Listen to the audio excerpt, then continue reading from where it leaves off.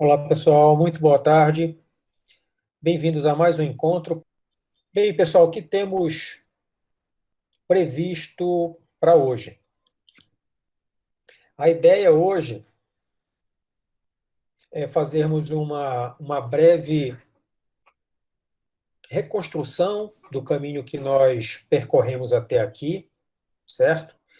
Isso por parte de vocês, tá? Eu vou auxiliar nessa reconstrução e vamos fazer uma revisão sobre conceitos importantes para essa parte de oscilações, tudo bem? Conceitos a saber, principalmente, momento de inércia e torque, tudo bem? Dá uma olhada no que nós vimos até o momento em termos de conteúdos, conceitos, né? O que é que nós vimos até o momento, pessoal? Vamos lá, está por conta de vocês. A gente começou vendo as definições de oscilação, os conceitos básicos do que define o MHS. Aí depois a gente estudou os amortecedores, a gente viu as forças que atuam no pêndulo, viu a questão da energia, a gente viu a diferença de um pêndulo físico para um pêndulo simples, né? Aí depois a gente viu os outros tipos de MHS, que é assim, massa mola, e aqueles outros que. Aquelas outras variações, né, no caso. Ainda tem a equação da onda, né? Que a gente viu. Nós comentamos sobre ondas Onda no não, quer dizer, movimento periódico. Confundi aqui. Tá, ok, ok. Valeu, Adriano. Pessoal, auxílio aí ao. O Adriano já deu uma boa puxada. Vamos lá. Jamile, Vinícius, Gustavo. A gente partiu também do início, analisando o sistema massa-mola, né? Que dele a gente tirou os parâmetros básicos, né? A questão do ponto de equilíbrio, como a constante elástica se relaciona. Então, toda aquela parte de dedução foi do sistema massa-mola. E aí depois a gente aplicou para outras situações, né? O pêndulo simples, fez aquela decomposição, né, de vetores. Então toda a dedução foi partindo daquele sistema massa-mola. Viu que a estrutura das equações eram iguais, né? Como a gente deduzia a posição. Depois outras grandezas, aceleração, velocidade. A energia Ótimo. também, né? Dá para associar com a energia. Ok, ok, Vinícius, obrigado. Então, o Vinícius colocou aí como complemento o estudo das equações de movimento de sistemas oscilantes, né? Vimos as características das equações diferenciais que descrevem sistemas oscilantes. Fizemos considerações sobre energia para sistemas oscilantes. Diga lá, Gustavo. Professor, já que está no assunto e eu não pude comparecer às últimas duas aulas, eu tenho uma dúvida sobre a equação da velocidade, posição e aceleração. Por que eu posso usar tanto seno e cosseno nas duas? Tipo, não vai influenciar em nada. Por exemplo, se eu começar na posição com seno, aí vai ser seno na posição, cosseno na velocidade e seno na aceleração. Aí eu posso começar por cosseno na posição. Aí, por que isso não interfere no resultado? Tá, excelente, excelente pergunta, Gustavo. Na verdade, interfere em algo,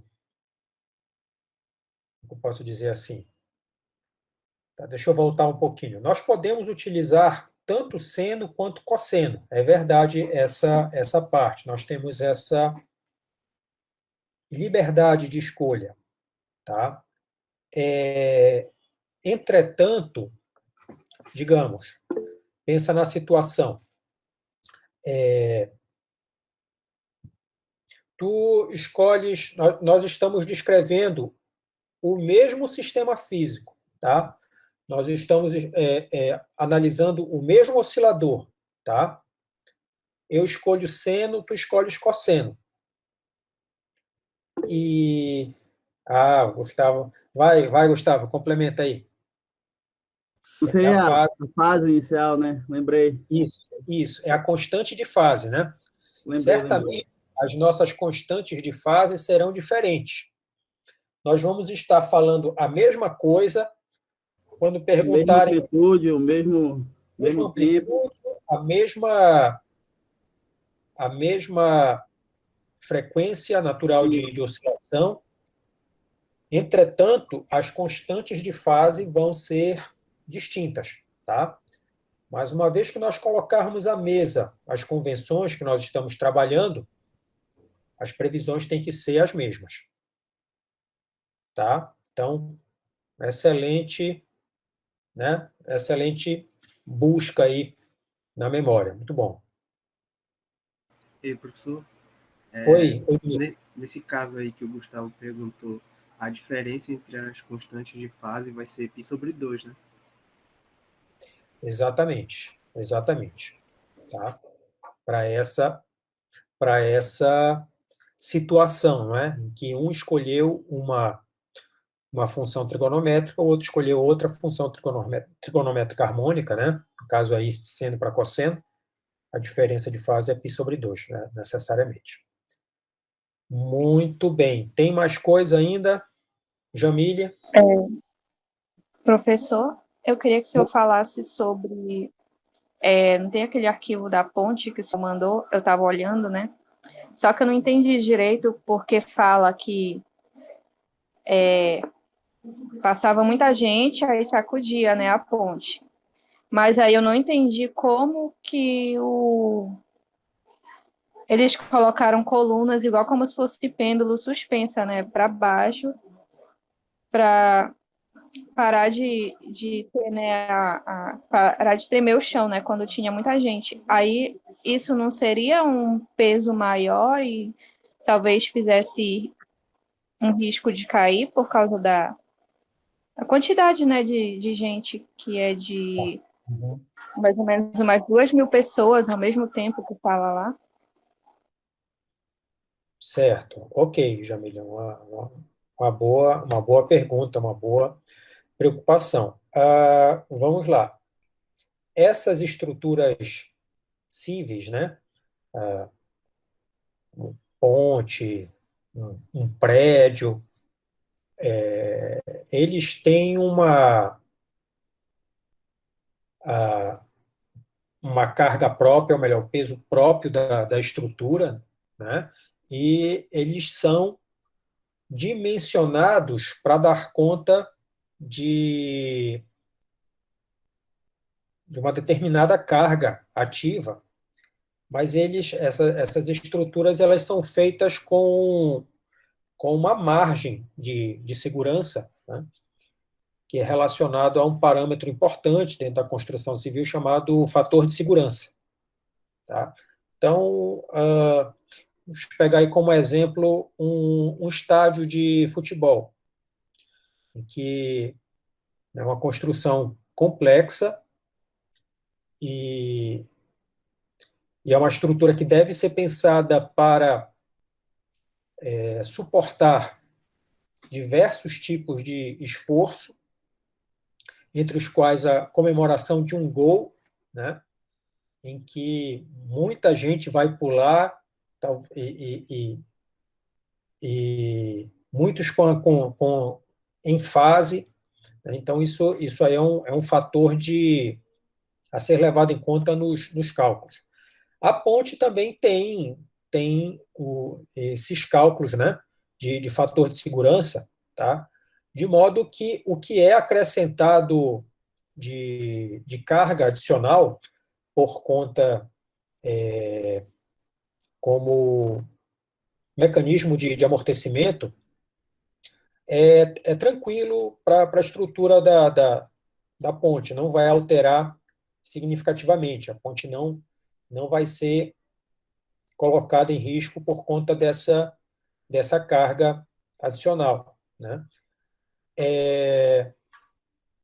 Então, dito isso, o papel dessa carga adicional é de ser um sistema oscilante que roube energia da ponte na situação em que ela começa, em que uma perturbação externa com frequência bem próxima à frequência natural da ponte, em que ela naturalmente tenderia a ter uma amplitude maior de movimento, esse fator de amortecimento rouba energia da ponte, diminuindo a amplitude de oscilação. Tá?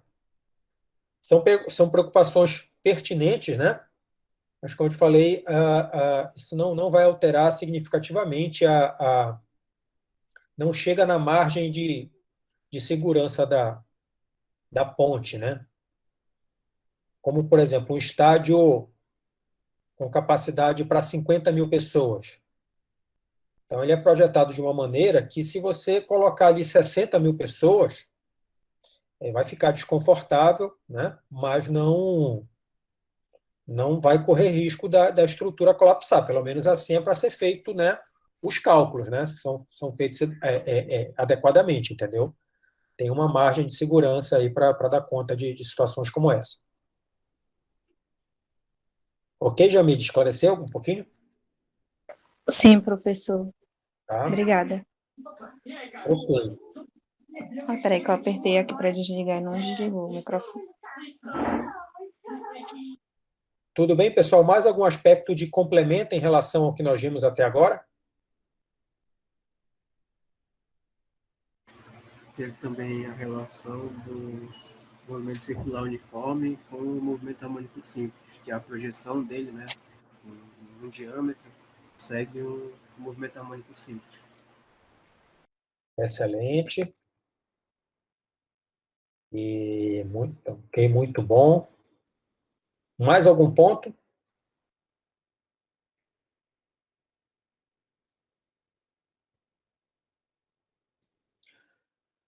Já está parcialmente satisfatório, tá, pessoal? Deu para ver que já não é pouca coisa, tá? Mas vamos colocar uns complementos a mais aí, e complementos importantes, tá? Fizemos uma revisão, nesse meio tempo, sobre grandezas básicas para descrever movimentos periódicos, né? Fizemos uma revisão de período, frequência angular, a relação entre eles, né? O conceito, a dimensionalidade de cada um. Fizemos uma revisão a respeito de forças conservativas, forças restauradoras, torques restauradores. Fizemos uma revisão sobre conservação de energia mecânica para sistemas oscilantes livres de forças não conservativas, né, ou forças dissipativas.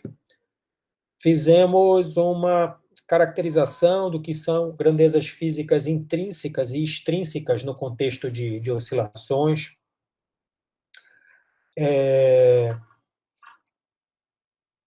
Discutimos o que são frequências naturais de oscilação para sistemas oscilantes e como determiná-las.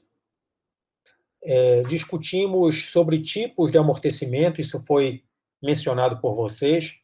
Vimos as características de movimento de oscilação amortecida do tipo subcrítico, crítico e supercrítico, as condições, comportamento matemático, os gráficos, aplicações.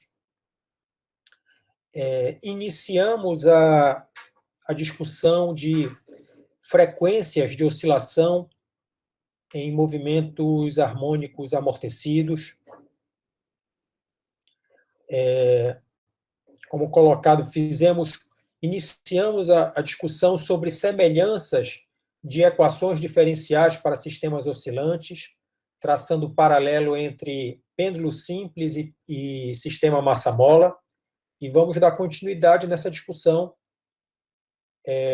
colocando a situação de um pêndulo físico e um pêndulo de torção, né, como aplicações importantes para oscilações, né, de uma maneira geral, e principalmente para engenharia mecânica. E, para isso, iniciamos, né, uma discussão sobre oscilações do ponto de vista translacional e oscilação do ponto de vista rotacional. Para isso, nós iniciamos uma discussão relativa ao conceito de momento de inércia. Vocês lembram disso aí? Sim. O que nós já falamos sobre momento de inércia, pessoal, até o momento? A gente viu, né, o vídeo que o senhor mostrou. A gente viu que se baseia na distribuição de massa no sistema. Ótimo. Eu esqueci o nome quando... me fugiu o nome agora. Vamos lá, ajuda dos universitários aí, pessoal, pro Adriano. O que mais nós vimos sobre momento de inércia? Que vai influenciar nas rotações, né? Na facilidade de girar algum objeto, dependendo do eixo, né? E está relacionado com essa distribuição de massa. Ótimo complemento do Vinícius, né? Então, o momento de inércia de uma peça, de um corpo, depende da distribuição de massa desse corpo em relação ao eixo de rotação, né? Sobre o qual a rotação está, de fato, ocorrendo, né? Eu lembrei, centro de massa. Centro de massa, né? Muito bem. Então, essa discussão sobre momento de inércia, com o recurso de uma videoexperiência muito ilustrativa, ela inicia de maneira conceitual, de maneira intuitiva até,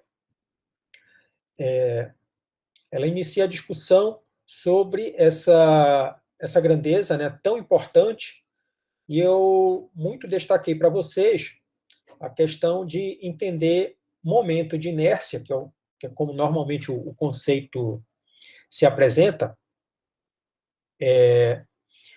mas destaquei para tomar como sinônimo de inércia rotacional. Então, que é exatamente esse papel que o conceito se detém.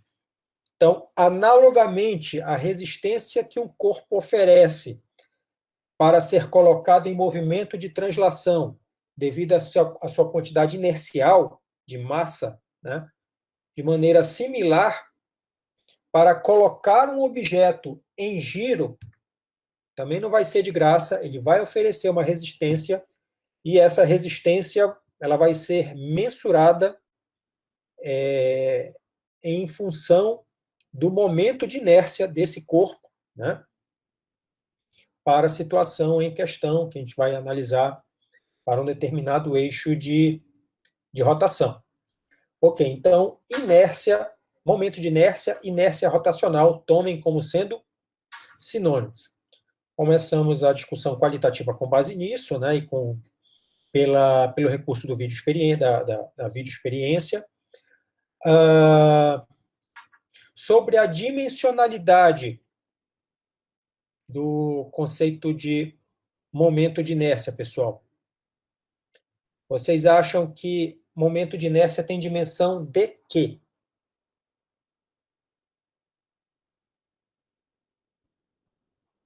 Vamos lá, podem se arriscar aí. Não vale, não vão pagar prenda não se errar, tá? Ah, distância vezes a massa, né? Então, acho que deve ser um produto entre esses dois.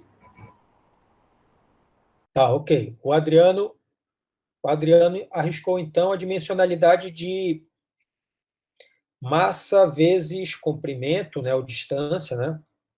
E o Gustavo colocou aqui massa vezes comprimento ao quadrado. Alguém vai com o Gustavo ou vai com o Adriano?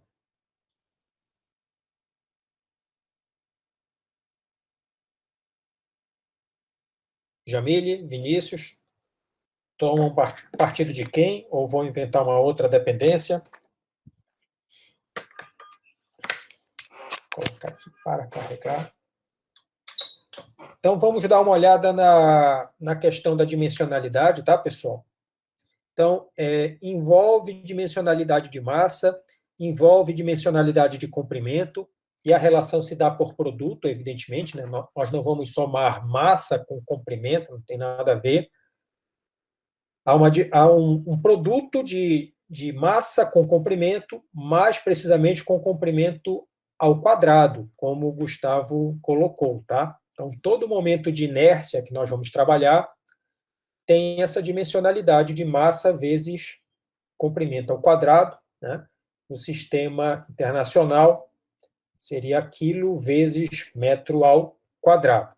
Bom, mas de onde vem isso aí, tá? Então, vamos discutir essa parte e também separar um espaço para ver a parte de...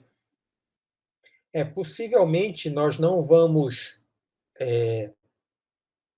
conseguir ver a parte de ressonância com a análise detalhada do efeito de ressonância, tá? Mas vamos separar um tempinho para discutir com vocês a questão da lista, tá? Vou fazer um bate-papo sobre a lista que foi passada para vocês, a lista de problemas. Tá. Antes disso, pessoal, ainda na parte de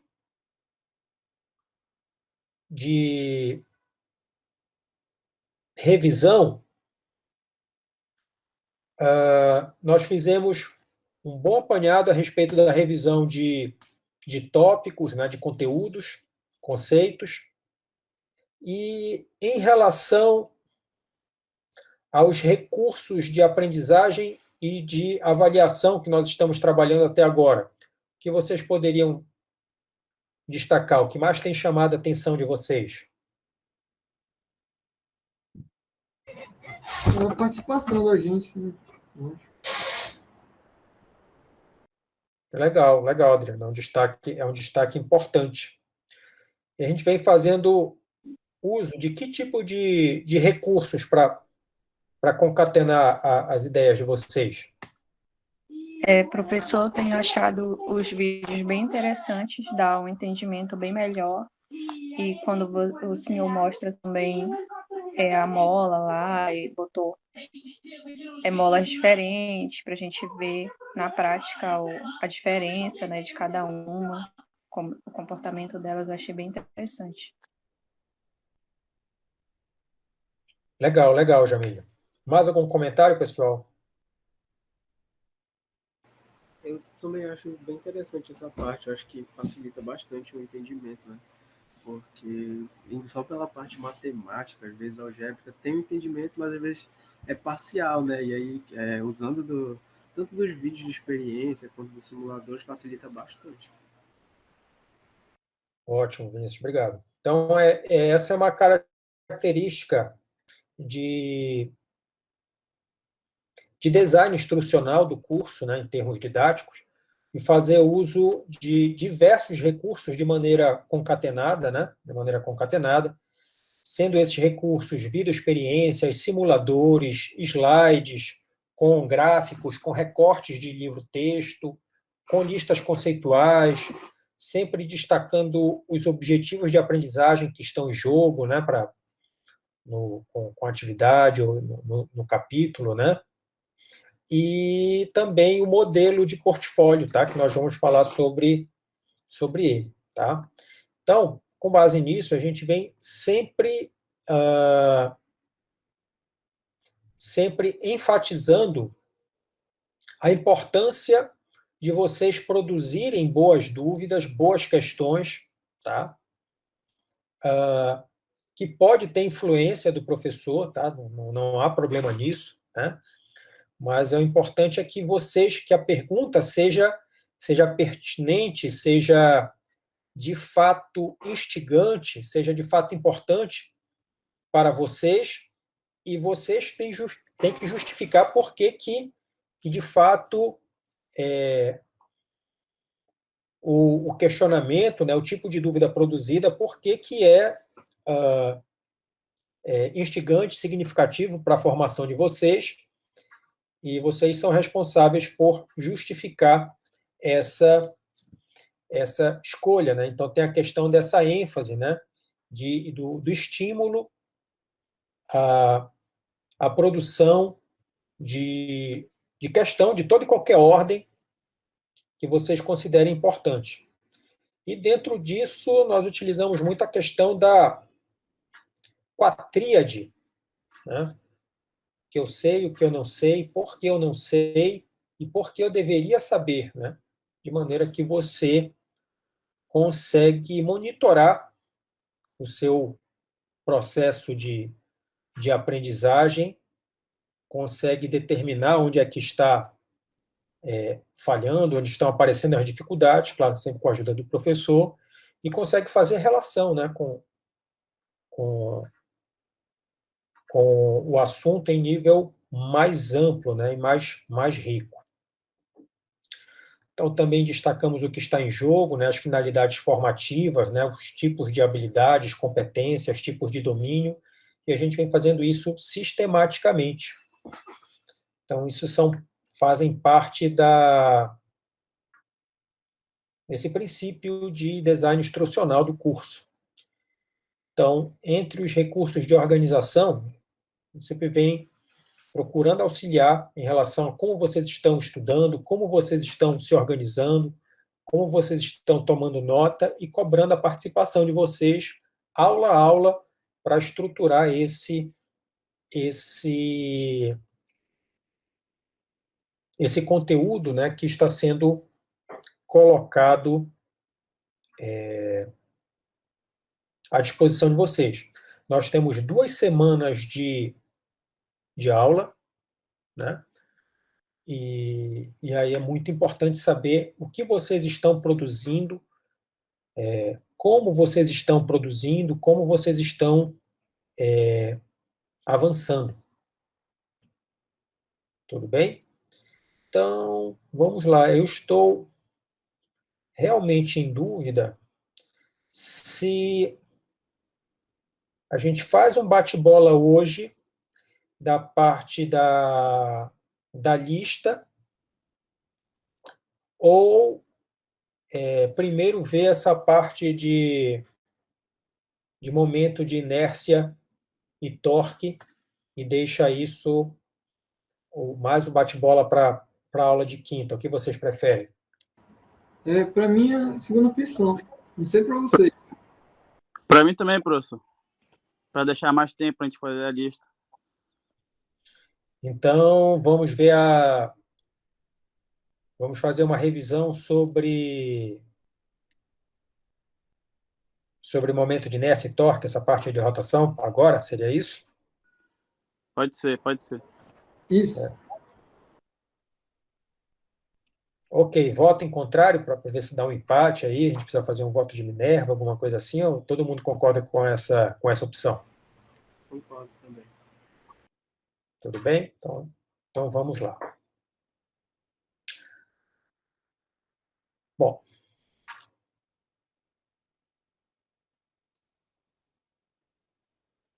então, posto isso,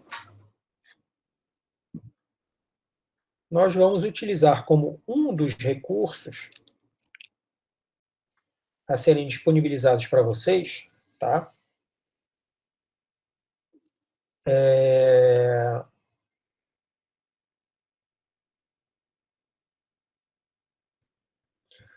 Vamos lá, da primeira até a quinta questão. Essa é uma lista conceitual referente à disciplina de Física 1, essa parte de rotações, a gente costuma ver lá no final da Física 1, né? Mas é importante destacar esse conceito para aplicação de oscilações, uma vez que,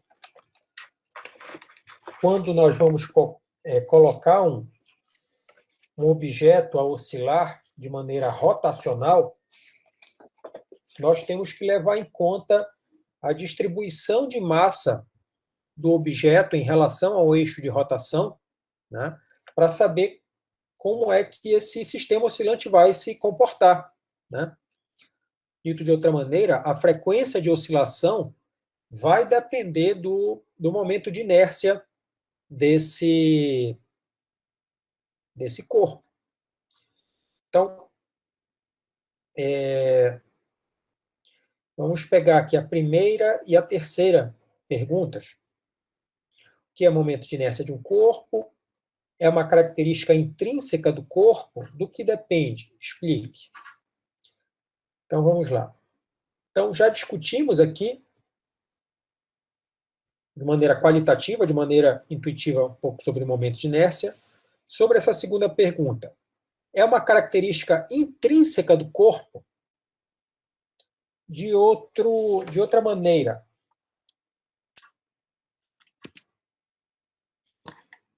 vocês estão vendo aqui o pessoal brinca aqui, o meu tablet, minha prancheta? Sim. Tá? Ok. Faz sentido falar assim, olha, o momento de inércia dessa prancheta é tanto, ponto, sei lá, um valor numérico aí, 0,2 km². O momento de inércia dessa prancheta é 0,2 kg vezes metro quadrado. Acho que não, porque depende de um ponto. Depende de um... Não sei se eu estou fazendo confusão com o torque, mas eu acho que depende de um ponto de referência. Depende de um ponto de referência. Quem acompanha o Adriano aí, pessoal? Da rotação, professor. Depende de um ponto de referência de rotação. Então vamos lá. Para ser um pouco mais preciso, Adriano, depende da especificação do eixo de rotação. Em que sentido? Se eu pego e coloco essa prancheta para girar em torno desse eixo de rotação, tá? Então, como se eu tivesse uma vareta aqui, ele está girando aqui em termos desse eixo de rotação. Tá? Então, aqui eu tenho um valor de momento de inércia, tudo bem? Em contrapartida, se eu pego esse eixo de rotação aqui na borda, como se fosse uma dobradiça aqui de borda, eu tenho um outro eixo de rotação, um outro eixo de rotação, é verdade, mas eu tenho um outro valor de momento de inércia, tá? Se eu pego um eixo de rotação,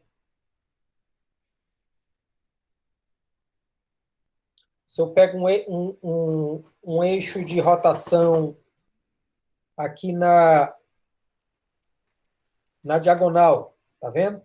Então, ele vai girar assim agora.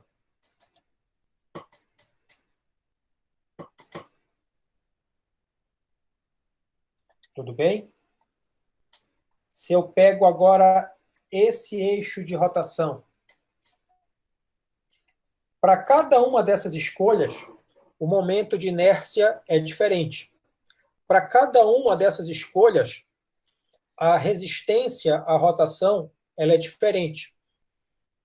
Tudo bem? Diga lá, Gustavo. Professor, mas não depende do centro de massa? Depende, mas vamos Porque, lá.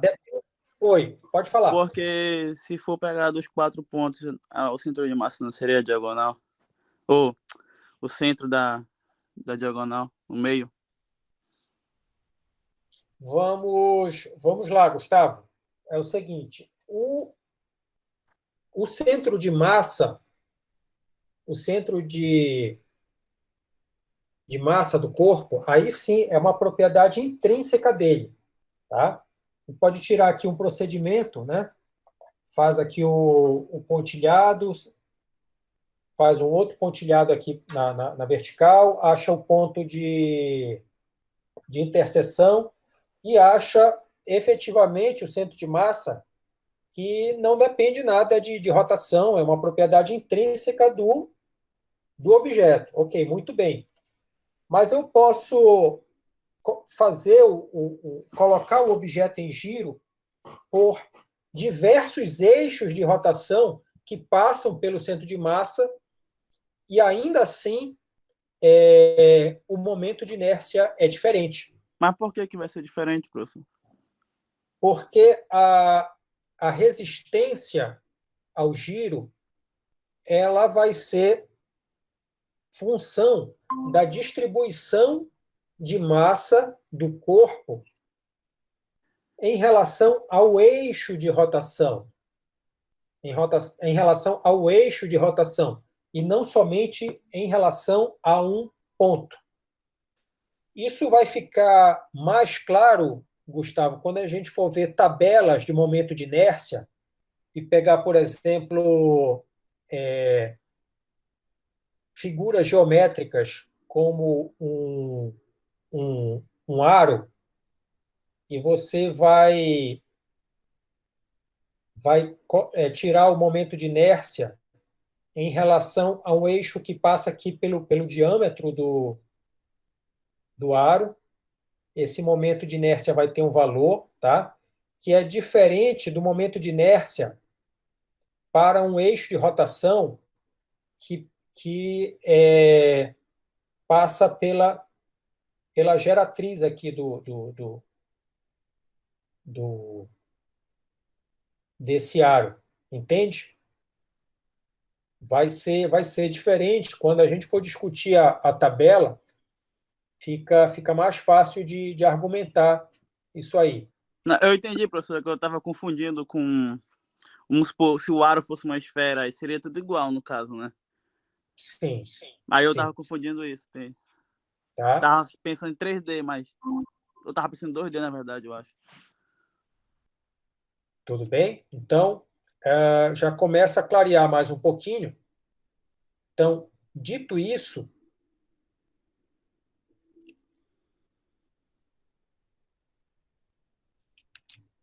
nesse bate-bola, respondendo essa segunda pergunta, vocês acham que é uma característica que é intrínseca do corpo, só e somente do corpo, ou não? Precisa especificar alguma coisa a mais?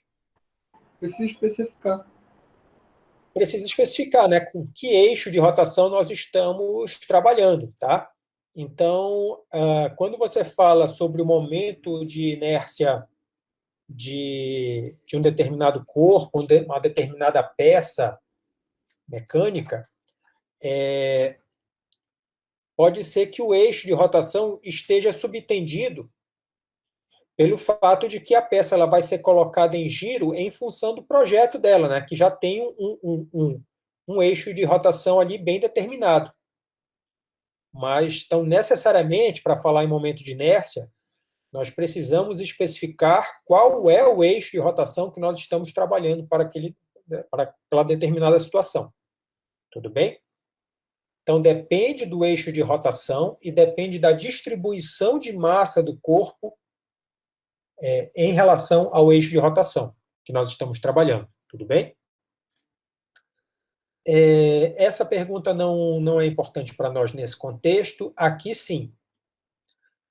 Já discutimos um pouco a respeito da dimensionalidade de um momento de inércia, já não há mais mistério em relação a isso. Nós vamos ver como é que aparece essa dimensionalidade de massa vezes comprimento ao quadrado.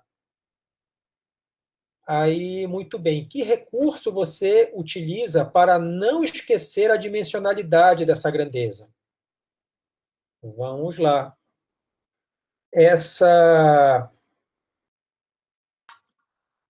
Esse recurso do livro-texto é do Sears, tá? A gente usa também o Sears no volume 2, né? Esse aqui é um recurso do Sears, volume 1, capítulo 9. Esse recurso é absolutamente análogo à experiência, à videoexperiência que o pai fez com as filhas. Aqui a mesma massa, mas a distribuição de massa é diferente, né? Onde as massas estão mais próximas do eixo de rotação, a inércia rotacional é menor. Onde as massas estão mais afastadas do eixo de rotação, a inércia rotacional é maior.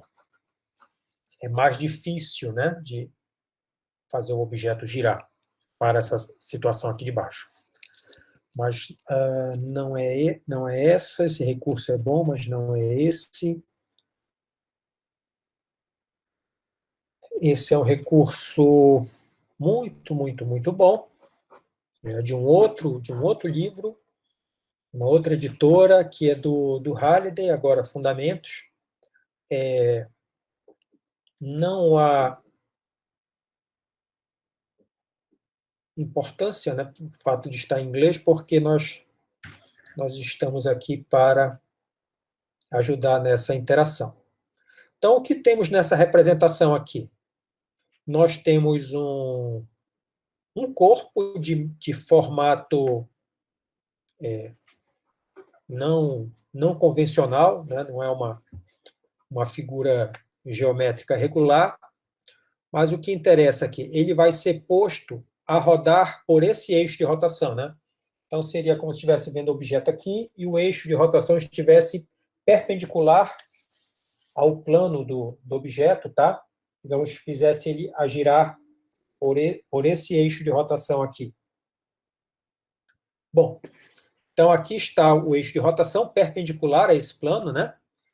E, muito bem, temos uma partícula que contém que faz parte do objeto, massa MI, estando a uma distância RI do eixo de rotação e possui uma velocidade escalar VI. Muito bem. Bom, aqui nós estamos a considerar o caso de uma rotação pura, tá, pessoal? Vamos lá, vocês sabem o que é um disco vinil, pessoal? Pergunta não é retórica. Vocês sabem o que é um disco vinil?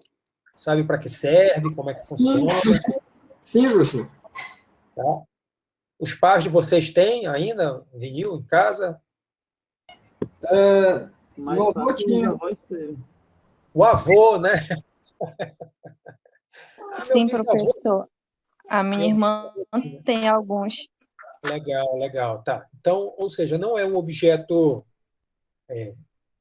estranho, assim, interplanetário, né? Então, vocês sabem do que se trata, né? Sabe que é em formato de disco, né? Tem o eixo de rotação, ele está no centro, né, do disco, né?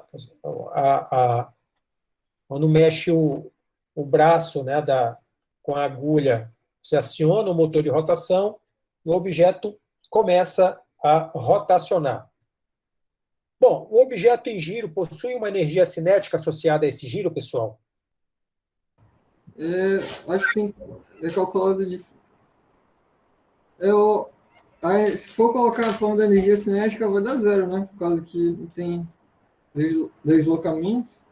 Aí tem que usar aquela outra fórmula, que é com o movimento angular. Vamos lá, vamos chegar lá, tá? Para valer, então, esse recurso aqui, ele ajuda a responder essa pergunta que eu fiz, tá? A exceção da partícula que esteja exatamente aqui sobre o eixo de rotação, a exceção dessa partícula, todas as restantes elas estão em movimento, tá? Então elas possuem uma energia cinética associada ao giro, tá? Necessariamente. Como é que se calcula essa energia cinética de rotação? O começo da história, começo, é fazer o seguinte, olha, separe esse corpo em N pontos, né? E faça a soma da energia cinética de cada um desses N pontos, né? Para cada ponto uma partícula. Então, para a partícula 1, temos m1v1², meio, né? Para a partícula 2, meio de m2v2². Para a partícula 3, meio de m3v², de m3v², e assim vai, tá? Então, essa é a ideia inicial. Então, a ideia inicial é como fazer o cálculo dessa energia cinética de rotação. Faça um somatório da energia cinética de 1 até N, sendo N o número de partículas que compõem o corpo. Tudo bem? Então, essa é a ideia base, tá, pessoal? Vocês estão me acompanhando? Sim. Tudo bem? Bom, aí vamos lá. Para essa demonstração, esse entendimento, nós precisamos fazer uso de uma relação envolvendo grandeza linear e uma grandeza angular. A grandeza linear em questão é a velocidade linear em nível escalar, e a velocidade angular aqui em questão é a velocidade angular de giro, tá? Bom, então aqui o nosso ponto de partida, aqui essa relação posta aqui dentro, e aqui a energia cinética reescrita a partir dessa relação. Tá? Então, é a mesma energia cinética, tá? Do ponto de partida, fazendo essa substituição, aqui dentro temos essa relação. Bom, então, nós temos que a energia cinética de rotação desse corpo tem o fator meio, que é comum ao caso da translação, né? Temos um termo que depende da velocidade ao quadrado, só que aqui nesse caso é a velocidade angular ao quadrado, tudo bem? E nós temos esse cidadão aqui, que faz o papel de quem, pessoal? Ele está fazendo o papel de quem? É o papel é o inércia, né? Ele está fazendo o papel da massa, né? Então, aqui nós temos um problema rotacional. Nós estamos calculando a energia cinética de rotação, e a energia cinética de rotação do corpo, ela depende da velocidade angular. Quanto maior a velocidade angular, maior a energia cinética de rotação. Depende da mesma forma, tem o mesmo tipo de dependência, né, uma dependência quadrática. Então, depende com o quadrado da velocidade angular. E nós temos esse cidadão aqui, que é quem? Está bem aqui, está bem tranquilo de enxergar. Ele é o somatório desse produto. Massa vezes posição ao quadrado. Tá? Então, aqui nós já estamos enxergando a dimensionalidade dessa grandeza, que não é outra coisa que não há o momento de inércia, tá? Ou inércia rotacional. Professor, Pois não? dá para chegar nesse mesmo resultado pelo cálculo do centro de massa? Vamos lá. Esse procedimento, Adriano, o que tem embutido aqui nesse procedimento, tá? Veja, nós temos um corpo de formato qualquer para um eixo de rotação qualquer, tá? Mas, a princípio, nós estamos trabalhando aí com eixo de rotação fixo, tá? Por enquanto. E nós estamos levando em conta uma distribuição discreta de massa, tá? Queria chamar a atenção para esse ponto, porque isso é uma aproximação que, quando nós estivermos trabalhando com uma distribuição contínua de massa, esse formalismo aqui não vai ser satisfatório. E aí nós vamos para um limite desse processo de soma, que vocês já bem sabem, né, como é que funciona, bem sabem, que é nós vamos do limite de grandezas discretas para grandezas infinitesimalmente variáveis. Isso aqui, esse somatório, ele sofre uma metamorfose e se transforma numa integral. Nós vamos dessa para essa aqui. Mas vamos lá. Acabou que,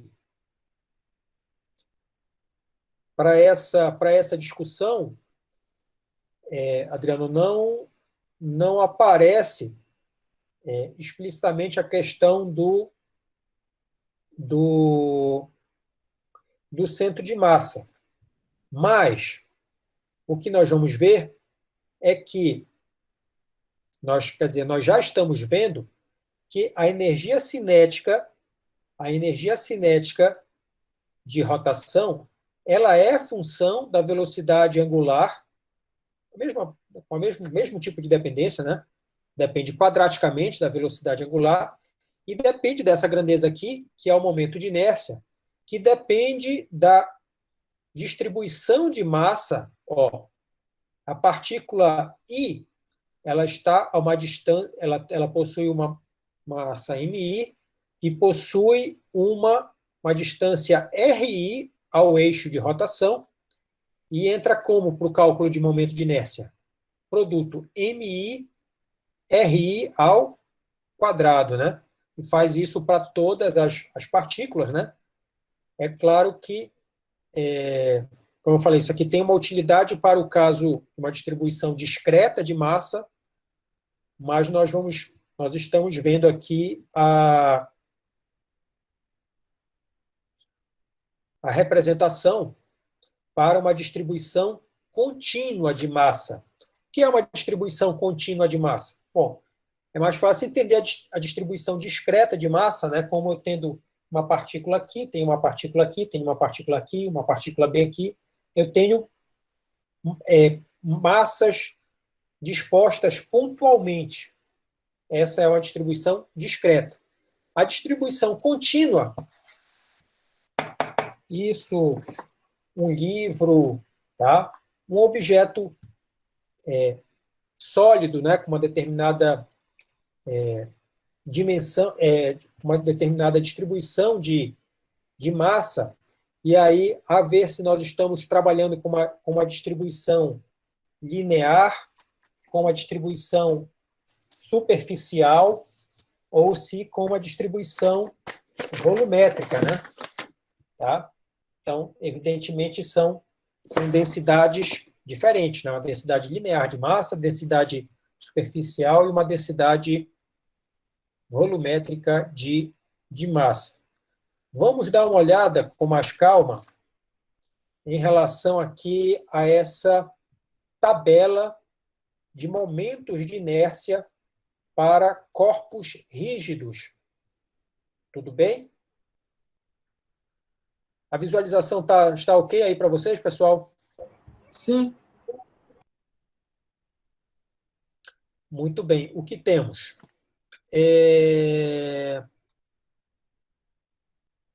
Ok, aqui. Vamos fazer algumas analogias, quer dizer, algumas comparações. Vamos pegar aqui o caso A com o caso H. Tudo bem? Muito bem. O que temos aqui? Nós temos, fazendo um comentário mais amplo, mais geral, nós temos momentos de inércia para diferentes eixos de rotação para figuras com simetrias bem conhecidas, né? Simetrias cilíndricas, simetrias esféricas, né? E também para objetos com formas geométricas de paralelepípedo, né? Muito bem. O que todos esses momentos de inércia possuem em comum, pessoal? Nessa tabela aí. O que é que tem em comum para todos esses momentos de inércia? A dimensão. A dimensão, né? A dimensionalidade é a mesma, né? Todos possuem dimensionalidade de massa multiplicado por comprimento ao quadrado. Então, a dimensionalidade é a mesma. Bom, dito isso, vamos fazer comparações aqui para um aro de raio R, massa M, tá? É o caso aqui da figura A. Aqui nós também temos um aro de raio R e massa M. Ou seja, é o mesmo objeto em termos geométrico, tem a mesma geometria e a mesma massa. O caso A e o caso H. Mas eles possuem o mesmo momento de inércia para essas duas situações aqui, pessoal? Não. Não, né? Quem possui maior momento de inércia?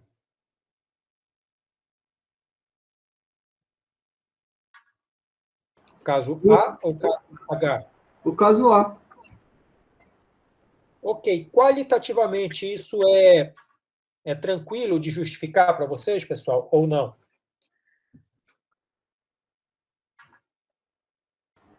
Para mim, não, nem tanto. Para o Adriano ainda não está tranquilo.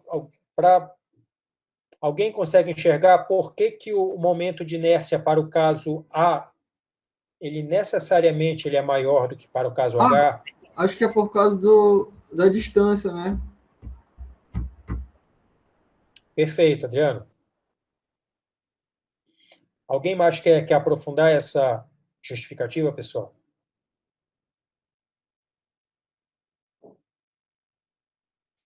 Então, vamos lá.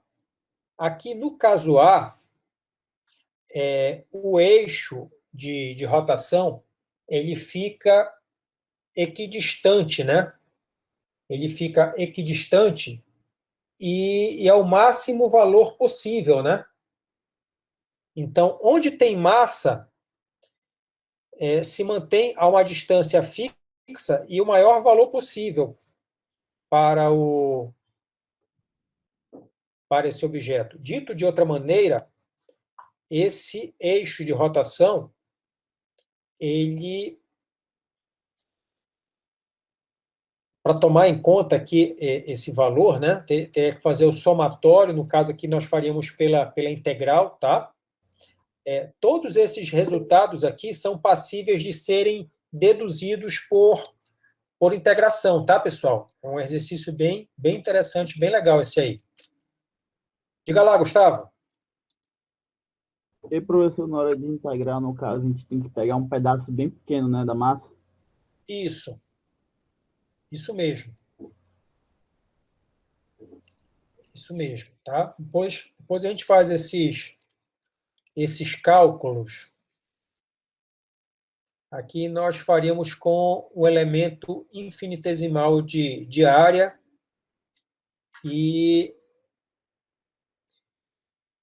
encontraríamos exatamente esse valor. A gente pode fazer esse cálculo mais tarde. Ou seja, o fator numérico, tá?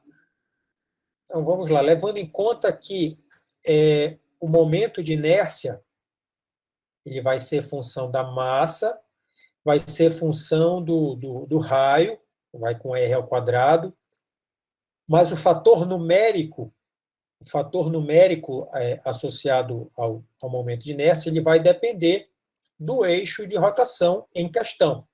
Para esse caso aqui, o fator numérico é 1.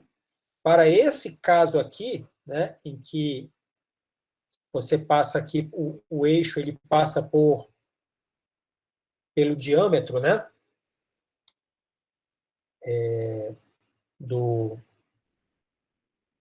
pelo diâmetro do aro.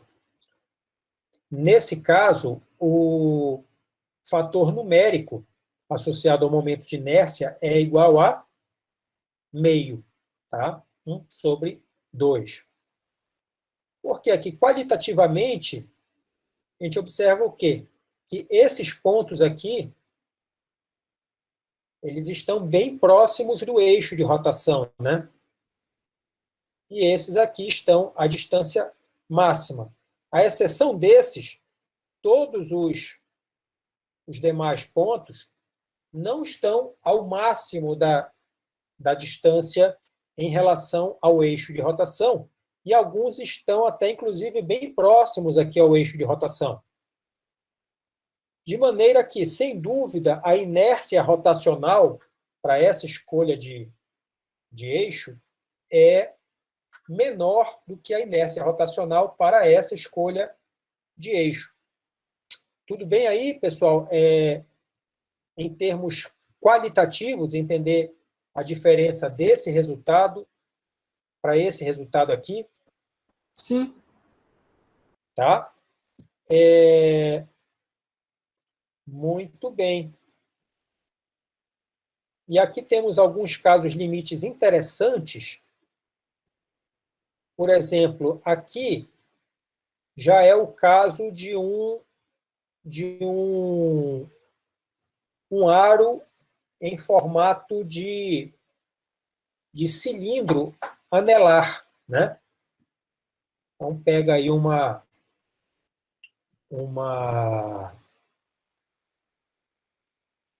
recorte de um cano, né?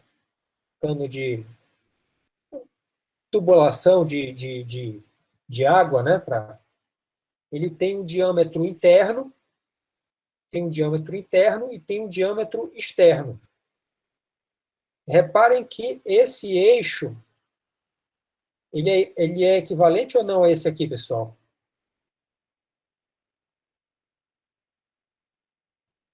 Esse eixo aqui de rotação do caso B, ele é equivalente a esse eixo de rotação aqui para o caso A? Sim ou não?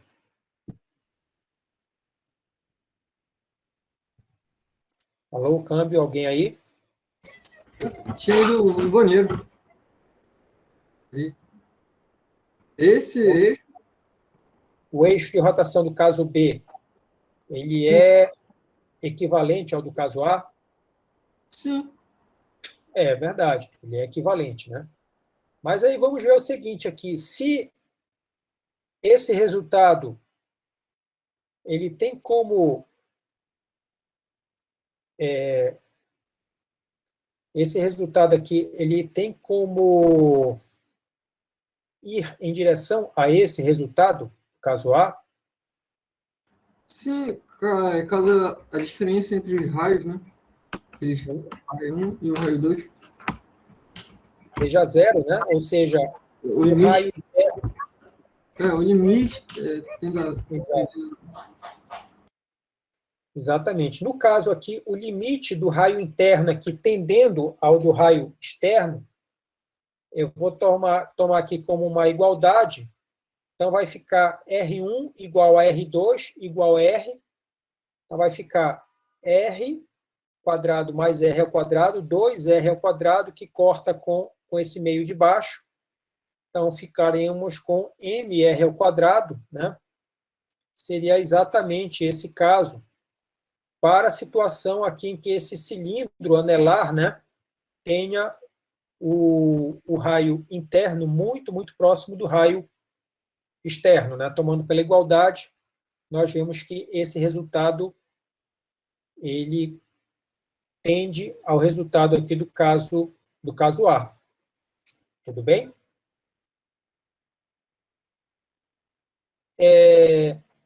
Que mais, pessoal, temos de relações interessantes para traçarmos algumas comparações? Nós podemos fazer comparação desses três casos aqui, o C com o D com o E podemos traçar também comparações do caso F para o caso G. Vamos fazer a comparação aqui para as esferas. Vocês conseguem enxergar os valores numéricos, pessoal, do caso F e do caso G? Não. Acho que tem que dar uma ampliadazinha.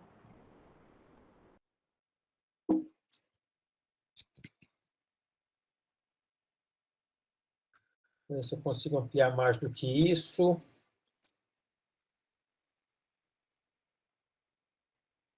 Eu só não estou enxergando a fração. É exatamente, esse que é o essencial para o exemplo. Então, vamos pegar aqui, que está um bom resuminho aqui.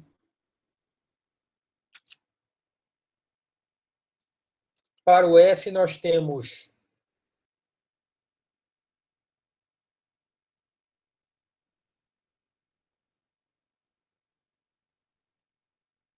a mesma simbologia aqui.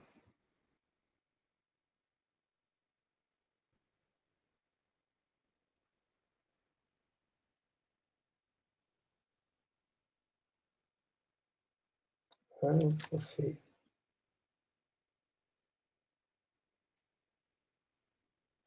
E para o caso G,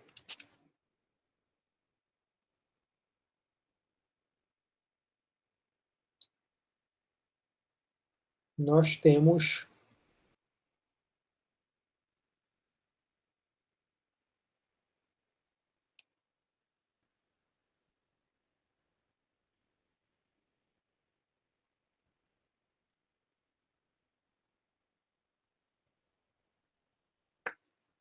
muito bem. Então, bom, 2/3 é maior do que 2/5, né? Aqui o momento de inércia para essa situação aqui, ele é maior. Mas vamos lá, geometricamente, nós temos figuras geométricas que são iguais, em termos de aparência, no sentido que elas possuem o mesmo raio,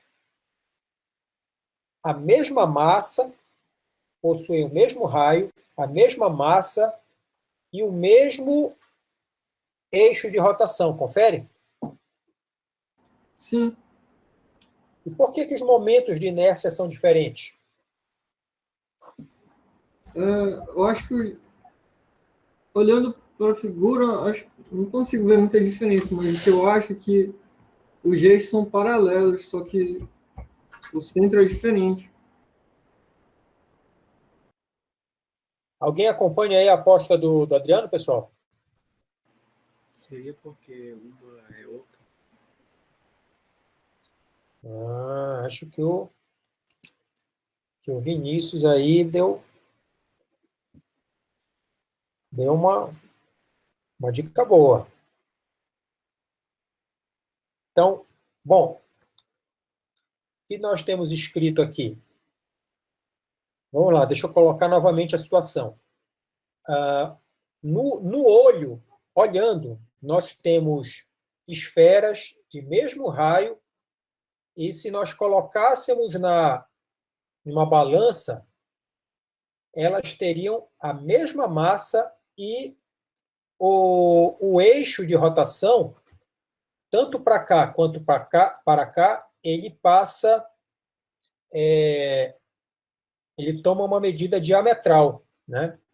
Ele passa pelo centro de massa, né? Ele passa pelo centro de massa, então, sendo uma esfera homogênea, né?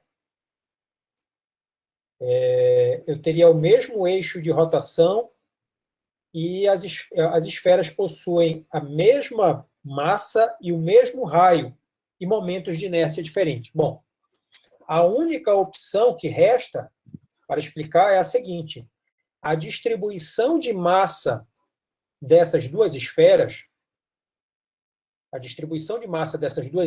em relação ao eixo de rotação são diferentes. E é isso que acontece. Por quê? Porque aqui nós temos uma esfera sólida e aqui nós temos uma casca esférica. Então, a massa M nessa esfera, ela é distribuída por toda a esfera. Tudo bem? Ela é distribuída por toda a esfera. E aqui é feita uma esfera de mesma massa, de mesmo raio, mas com a massa distribuída numa borda, né? Ela é uma casca esférica, enquanto essa aqui é uma esfera sólida. Tudo bem, Adriano? Sim, agora eu consegui visualizar, entender. E por que esse aqui é maior do que esse? Por que o G é maior do que o F?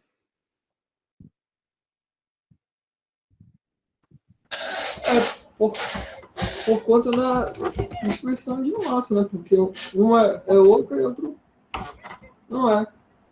Eu acho que é por isso mesmo.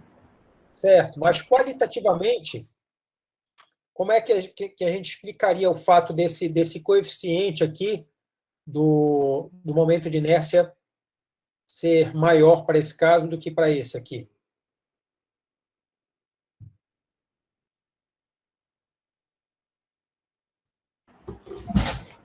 Tá? Não sei se consigo dizer. Que, Por causa da densidade, professor. eu pensei na densidade também.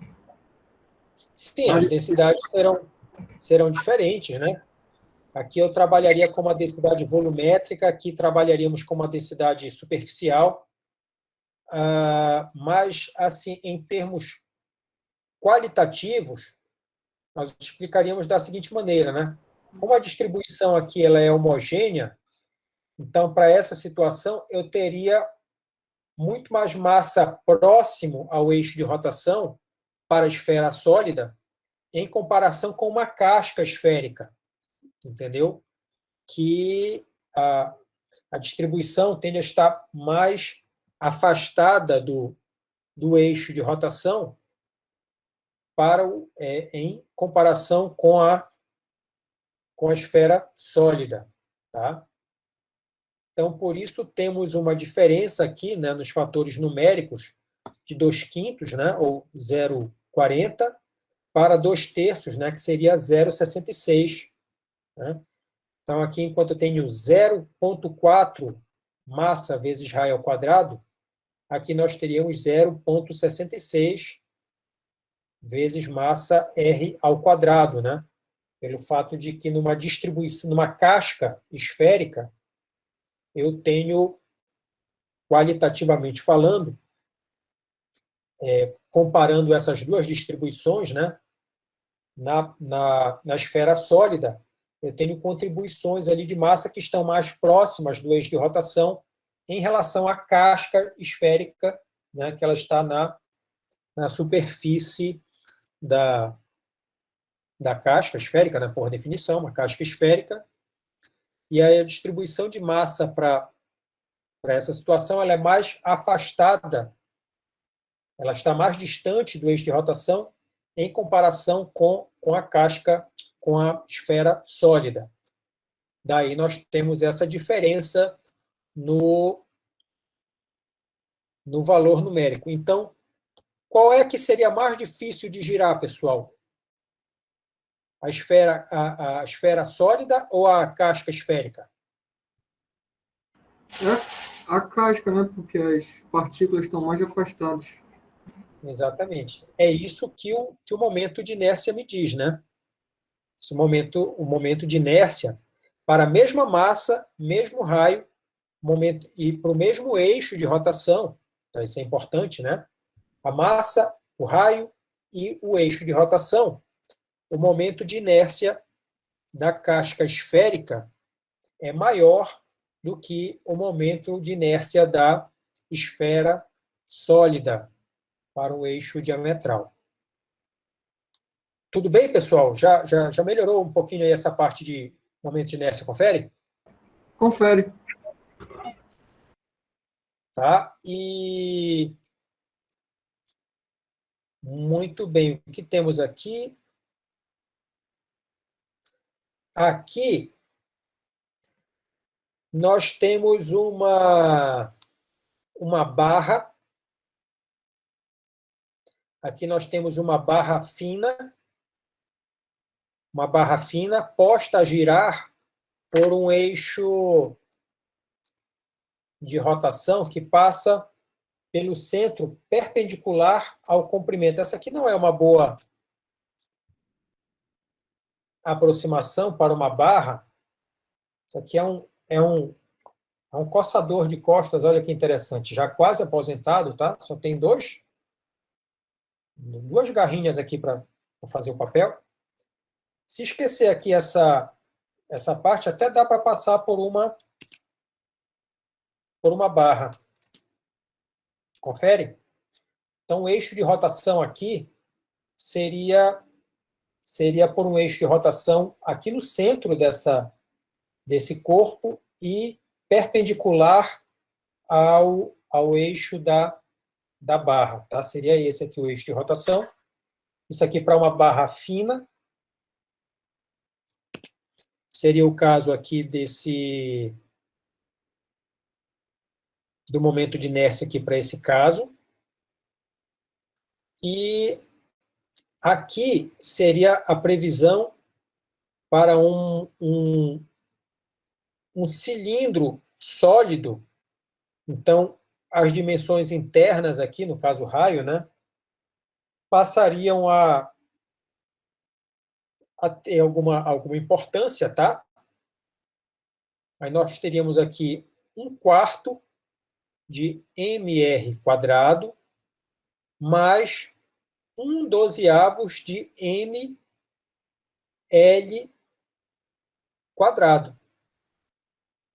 Tudo bem?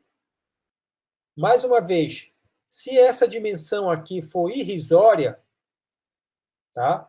Então a contribuição aqui dessa primeira parcela vai embora, tá? E nós ficaríamos de maneira equivalente, um cilindro sólido, para o caso aqui de um diâmetro irrelevante, daria o mesmo resultado da barra fina, para o mesmo eixo de rotação, para o mesmo comprimento L e para a mesma massa. Então, depende de tudo isso, tá, pessoal? Depende das dimensões, depende da massa, depende do eixo de rotação e depende da distribuição de massa do corpo em relação ao eixo de rotação, de maneira mais completa. E aqui, qual seria a tradução mesmo aqui para slab? Seria uma... não vou lembrar disso aqui agora. Mas seria aqui uma... Como é que eu traduziria isso? Como é que vocês traduziriam essa figura aqui, pessoal? Seria um... O que é uma slab? Uma tábua, aqui no Google vai dizer que é uma laje, mas eu acho que é uma tábua. Uma laje, uma tábua, tá. Então, ela seria um objeto superficial, né? A dimensão aqui de espessura seria irrelevante, né? Então, teria aqui comprimento e largura e nada de espessura. Também dependeria das coordenadas aqui, A e B, né, com A quadrado mais B ao quadrado, a massa M e um fator 1 sobre 12 avos. Muito bem. Bom, vamos lá. O que nós precisamos saber daqui, pessoal? Vocês lembram alguma coisa disso aqui? Teorema dos eixos paralelos e tudo mais. Mas nós não precisamos, para esse ponto, chegar a tanto, muito embora em problemas de rotações, em que a gente vai colocar uma peça para oscilar por um eixo de rotação que não passe pelo centro de massa, nós vamos precisar muito possivelmente, nós vamos precisar desse chamado teorema dos eixos paralelos, tá? Mas eu queria fazer a seguinte revisão aqui com vocês, pessoal, que é a respeito do conceito de torque. Vamos lá, de 0 a 10, pessoal, como é que está a lembrança aí de vocês sobre esse importante conceito da física, da mecânica em especial? Acho que está bacana. Eu Tá lembro o quê? de algumas coisas.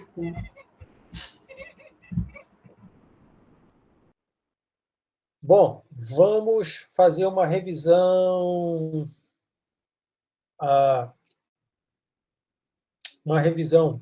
um tanto rápida desse conceito, na base do... Tudo que você queria saber a respeito de torque, tinha medo de perguntar, pergunte nos próximos 10 minutos.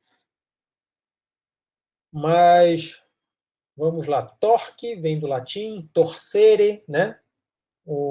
Então, tem a ver com o efeito produzido por uma determinada força de maneira a provocar rotação. Então, o que nós temos que ter em mente para caracterizar essa grandeza tão importante? Torque. É um produto vetorial, né? Para valer, ele é um produto vetorial, né? Ou seja, o torque é uma grandeza vetorial.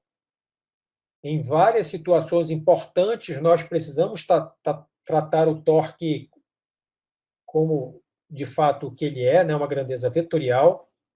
E muito bem.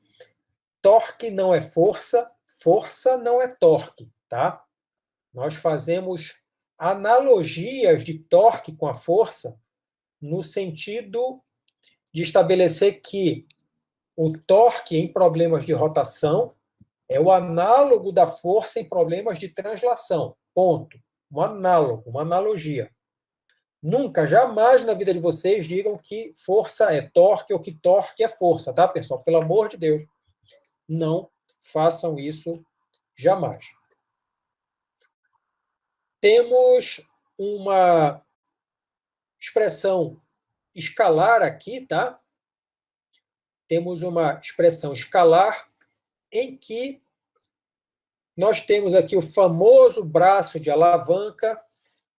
Vamos utilizar outros recursos aqui. Vamos lá.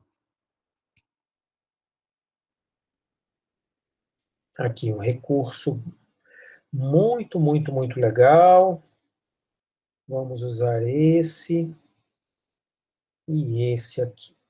Tá, vamos lá. Começando por esse aqui.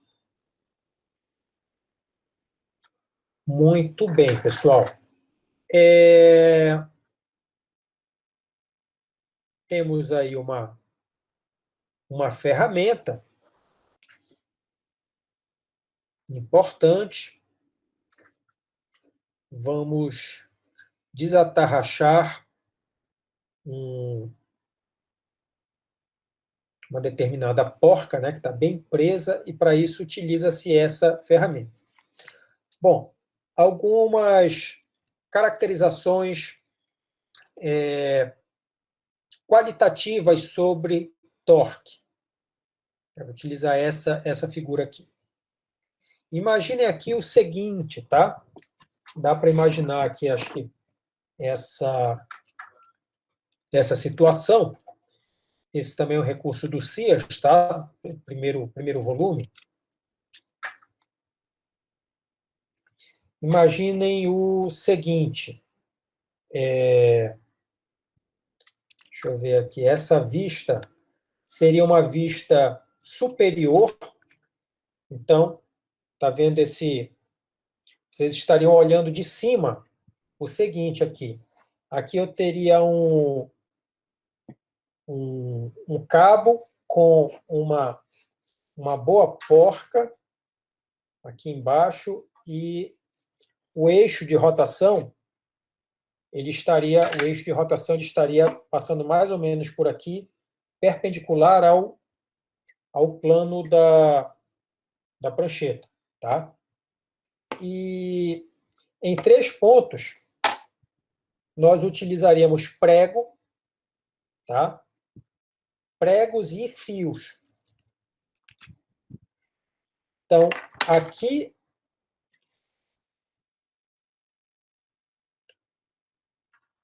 o eixo de rotação, tá?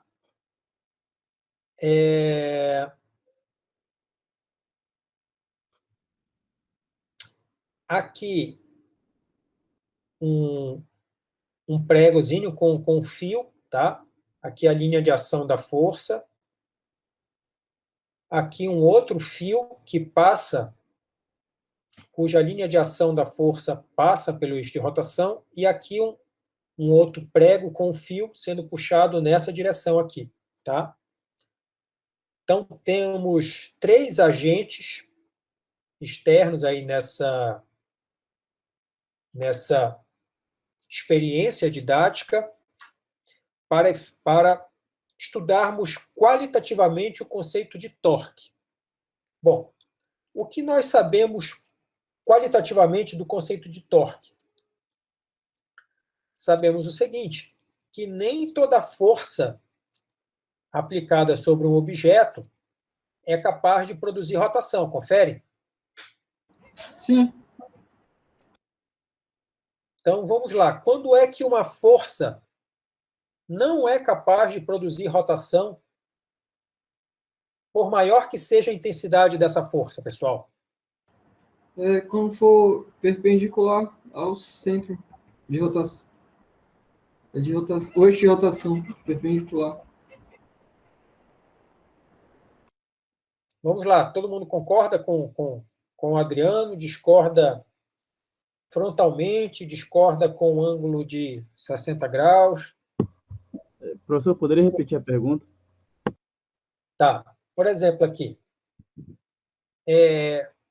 Para essa situação, tá? Não confundir o seguinte, tá, pessoal? Eu não estou perguntando sobre o torque resultante, o que é que vai sair daqui. Eu estou perguntando o seguinte, todas essas 3 forças aplicadas, como estão colocadas aqui são capazes de produzir rotação? Sim ou não? Não, Tem alguma força aí que não é capaz de produzir rotação pela maneira que está sendo aplicada? Acredito que só a F3 que não produz rotação.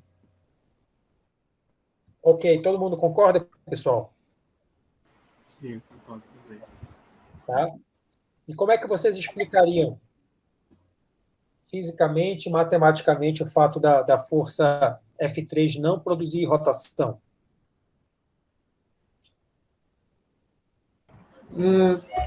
deixa eu ver. Porque está perpendicular, né? Ao ponto, ao eixo de rotação. Acho que sim. Vamos lá. Para lidar legal com o conceito de torque, pessoal, nós vamos falar em decomposição da força, tá? Vamos decompor a força em relação a quê? Vamos dar uma olhada nisso aí. Vamos falar sobre o ângulo de aplicação da força, tá? Em relação a quê? Vamos ver isso aí também. Para essa situação, É porque o torque 3 vai ser igual a zero, professor, por causa do ângulo. tá, perfeitamente. Ou seja, essa força, ela não vai produzir rotação por maior que seja a intensidade da força aplicada. Como é que a gente enxerga isso aí? Utilizando o seguinte recurso: prolongamento da linha de ação da força. O que é o prolongamento da linha de ação da força?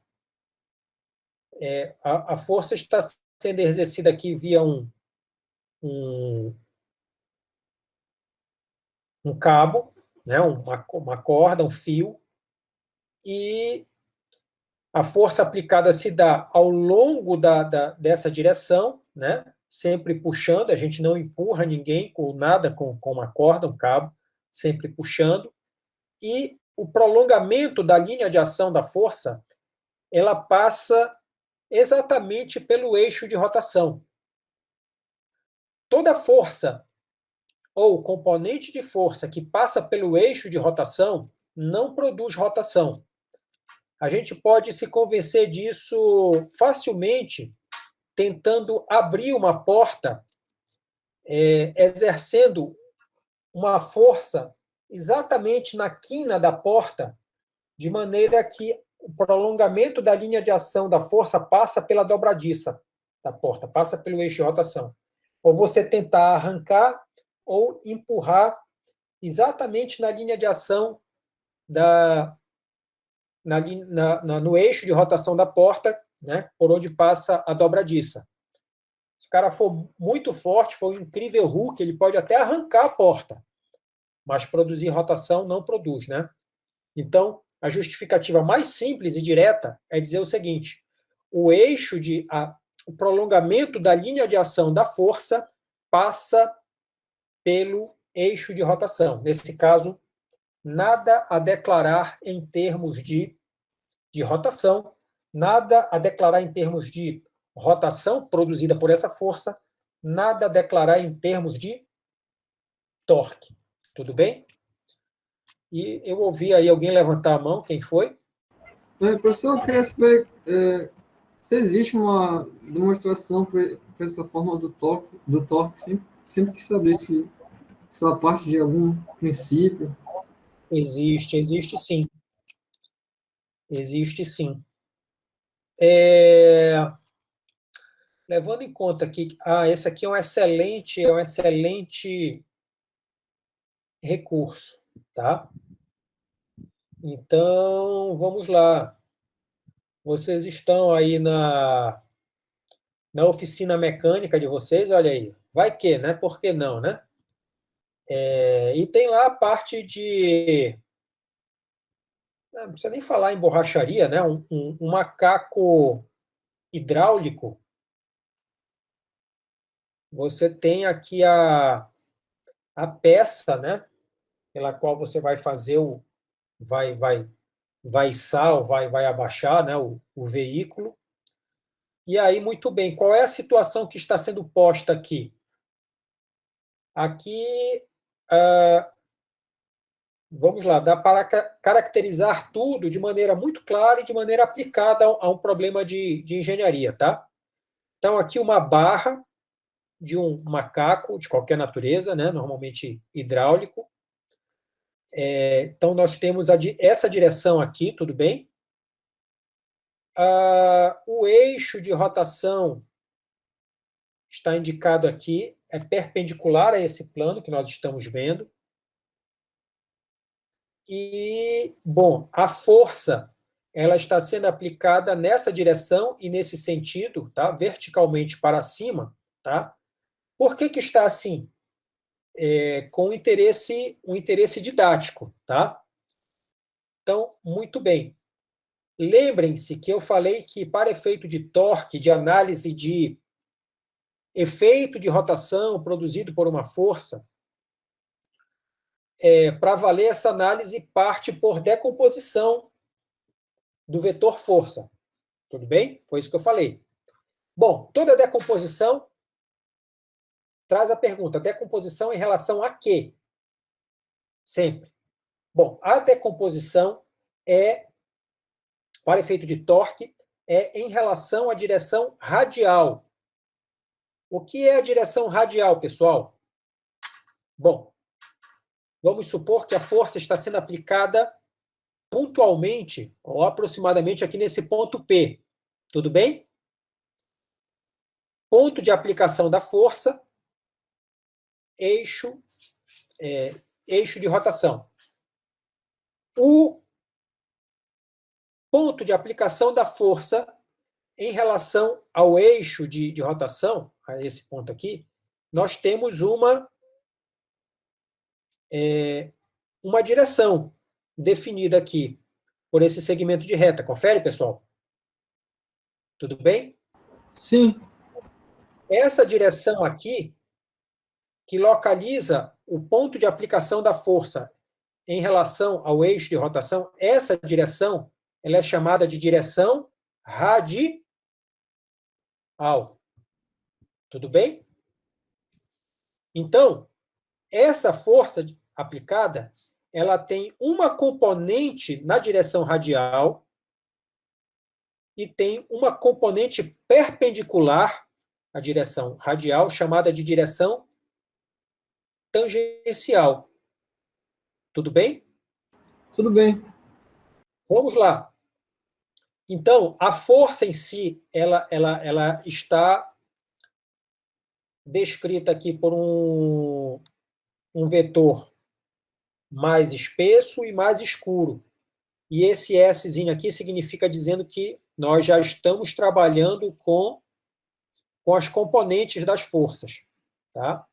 Então, às vezes, um erro comum na análise de diagrama de corpo livre é confundir a força com as componentes da força e não faz a distinção adequada e conta todo mundo. Então, quando se faz isso aqui, como se estivesse marcando um xizinho, e fale, olha, agora esqueça do vetor e trabalhe com as componentes.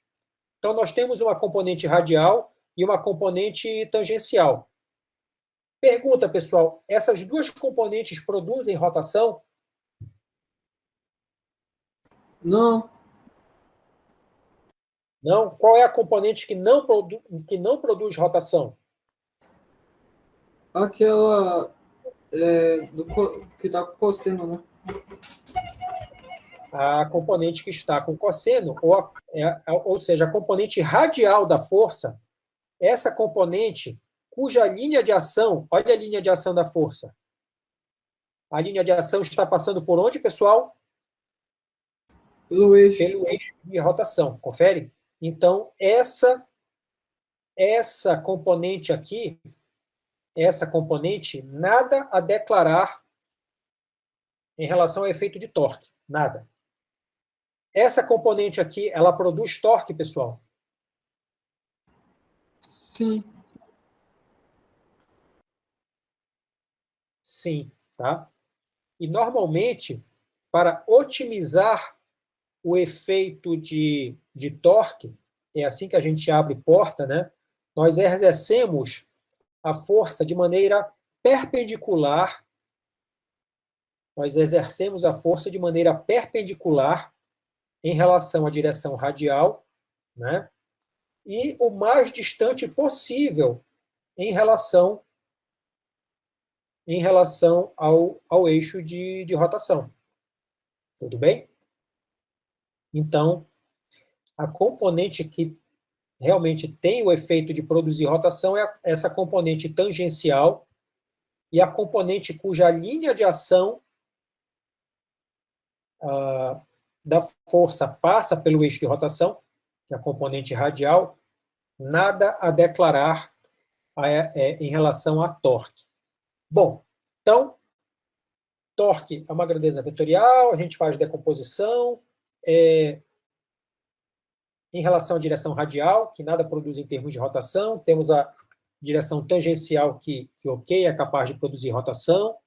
E quem é que entra no cálculo do torque? Entra o módulo da força aplicada, vai aparecer uma dependência com a distância aqui do ponto de aplicação da força em relação ao eixo de rotação, e tem uma dependência angular aqui, tá, pessoal? Que eu não vou colocar para vocês decorarem, porque a gente vai entender pelo contexto. Então, essa situação aqui, essa força, vamos lá. Nós vamos decompor, então, nós temos que ver, primeiramente, a questão da direção radial. Tudo bem? Ok? Aqui a direção radial, pessoal? Então, em relação a essa direção radial, em relação a essa relação radial, que nós vamos fazer essa decomposição, tá? Então, o ângulo que essa força faz com essa direção radial, para essa configuração aqui, né? Ele é dado aqui por um ângulo literal φ, né? Então, nós temos que, para essa situação, a componente radial é dado por F cosseno de φ, está aqui a componente radial, e a componente tangencial,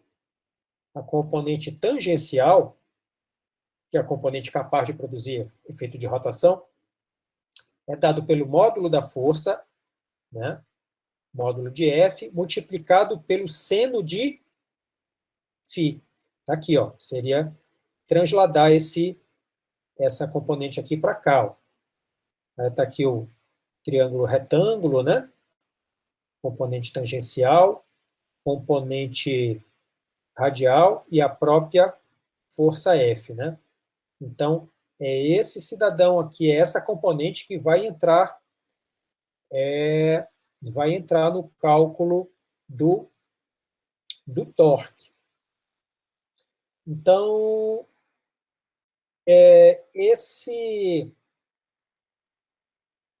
vamos lá, comentário importante, pessoal. O torque, em problemas de física teórica, digamos assim, vai analisar o momento angular de um conjunto de partículas orbitando em termos de um eixo de rotação que não necessariamente é fixo e plá, plá, plá. Ou seja, pode se tornar um problema abstrato lá para a física teórica, física matemática, mas, em geral, para os problemas de engenharia, esses problemas eles são bem concretos, é bem claro com qual eixo de rotação nós estamos trabalhando, entendeu? Entretanto, pessoal, você tem que ter capacidade de enxergar a cena do ponto de vista geométrico, tá? Para quê? Para fazer essa caracterização, para fazer a decomposição de maneira adequada, trabalhar adequadamente com os ângulos, né, para trabalhar com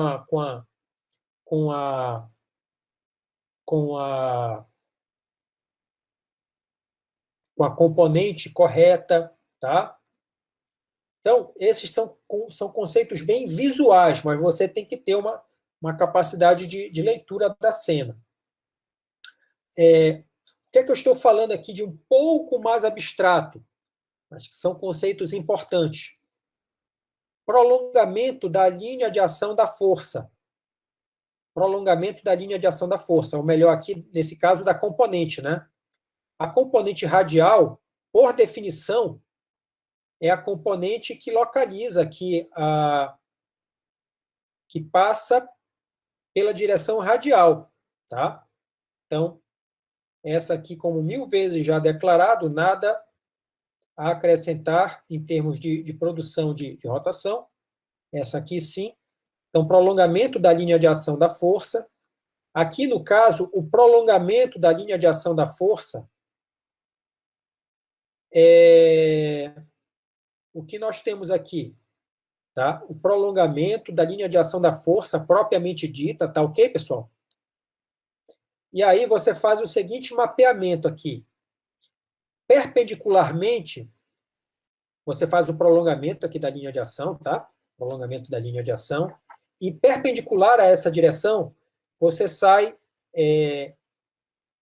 fazendo um rastreio perpendicular a essa linha de ação, até chegar nesse rastreio aqui perpendicular, tá, pessoal?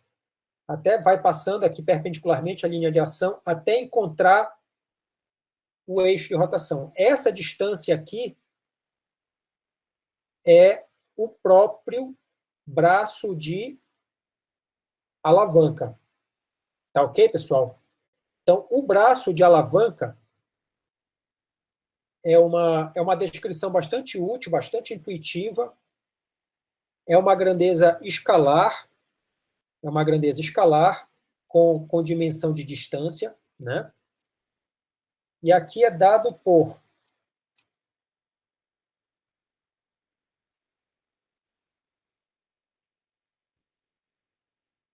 o braço de alavanca, ele é dado pelo módulo do vetor R multiplicado por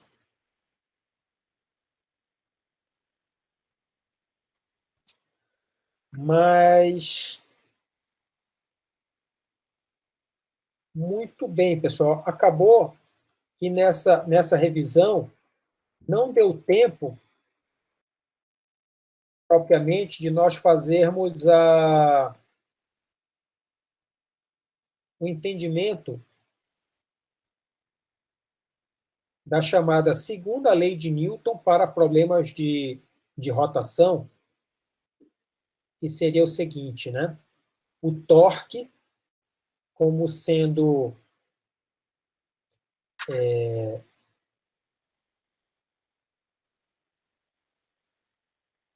massa inercial vezes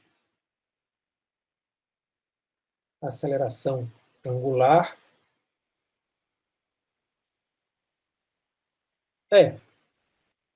Nós vamos lidar aqui, na maioria dos casos, sem preocupação vetorial, pelo menos em nível explícito, e a aceleração angular é uma taxa de variação da velocidade angular, que, por sua vez, já é uma taxa de variação da posição angular. Então, acho que de maneira não surpreendente, eu estou escrevendo aqui a aceleração angular com uma taxa de variação segunda da posição angular em relação ao... Então, essa expressão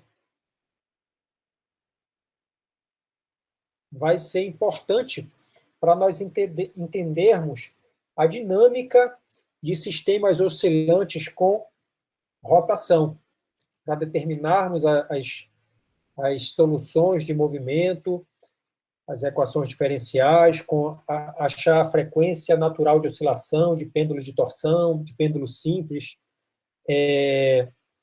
vai por essa direção aqui. Então, isso eu estou antecipando um pouquinho do que falta em relação à parte de revisão de segunda lei de Newton para problemas de rotação. Tudo bem, pessoal? Mas o que é que nós conseguimos fazer até aqui? Uma revisão do conceito de inércia rotacional, ou momento de inércia, uma introdução ao conceito de torque, destacando o caráter vetorial do torque, o que torque não é, do que depende, tá? Trazendo à cena essa contextualização espacial, tá certo? Trazendo os conceitos de prolongamento de linha de ação da força, braço de alavanca de força, e